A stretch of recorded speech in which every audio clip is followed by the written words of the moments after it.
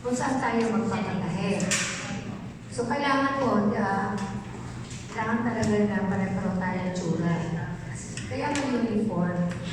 So, binabanggit po sa akin si sister na meron daw po nang nagsabi niya tatanggap ng tahe. Sino po yun? Kapitbahay po namin. So, is there any assurance na makukuha natin yun sa June 16? Before June 16. Before June 16, before. June 10 dapat. June 10. Ay kasi June 10 lang ano na. Hindi na kasi yung pwede. So, kasi kaya ko na itatanong yung assurance kasi ngayon yung pasukan. Marami magpapatahin ng uniform teachers. Marami magpapatahin ng uniform ng eskwela. So, I'm asking you, is there an assurance? Is there an assurance that we can get it before June 16? June 10. Before the graduation. Di ba nag graduation doon sa San Pablo? Sa San Pablo. Are you giving me an assurance that we can get that before June 16?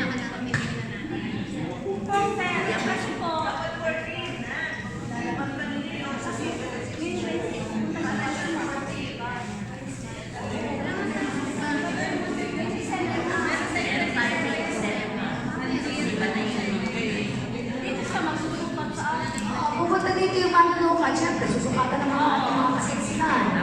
Diba? May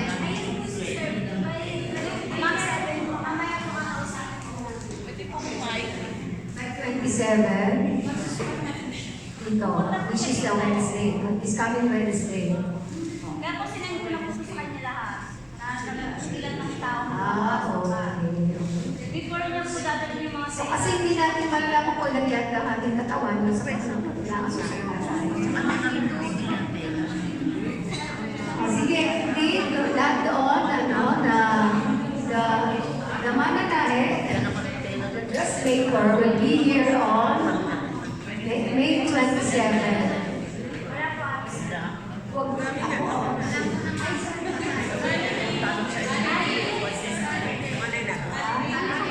Uy, walang pasok ang May 27. Ayaw may pasok. OMG. Sige, May 27 ang sukatan. Kailangan pilitan natin yung siya. Hindi ko ba sexy? So, kukunin ko na yung sign. Kailangan yung design. Design, picturean mo na. Sister, dahil hindi daw po na sample ng damit, so we'll take your uniform sample. Kunin ko na siya ng picture. Personal daw po yung damit talaga. Personal daw po na lens. So, pwede na yung sister na sa hindi daw ba, ano ba, personal or yung mismo damit? Daw po mismo po. Para kanyahan. Di ba pwedeng screenshot na lang?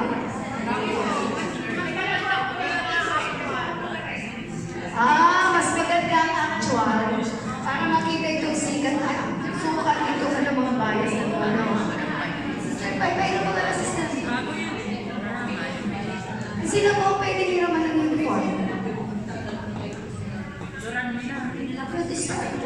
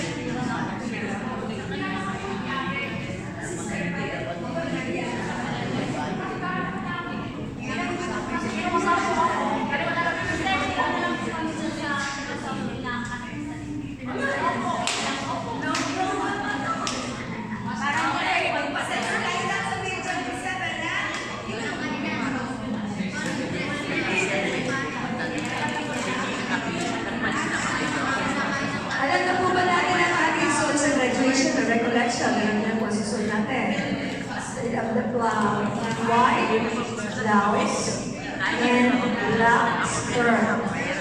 Pwede ko ba na? Siguro bilang kanila. Bilang kanila. Yes po. Ganun din po sa boys. White and black din po. May question pa po.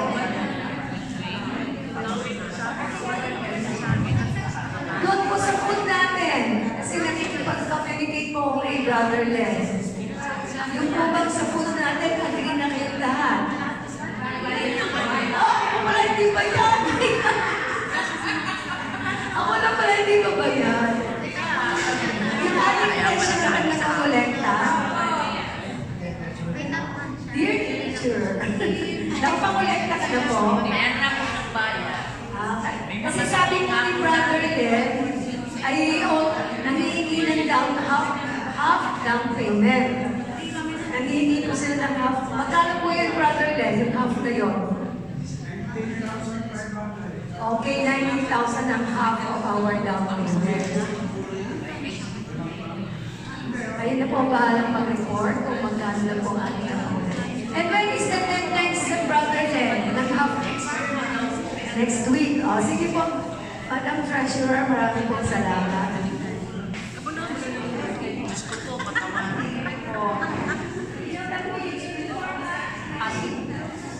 Sige po, amin na po ipagpatuloy po kasi po ay iniintay ang kanina. So, maganda po ng magandang hapon para sa ating afternoon session. Okay? Ready na po ba? So, papasok na po tayo sa spirituality of the catechism. No? So, bago yun, ay alamin muna natin. Sabi na, ang pagtawag sa pagiging katekista. Ano po ba tinawag?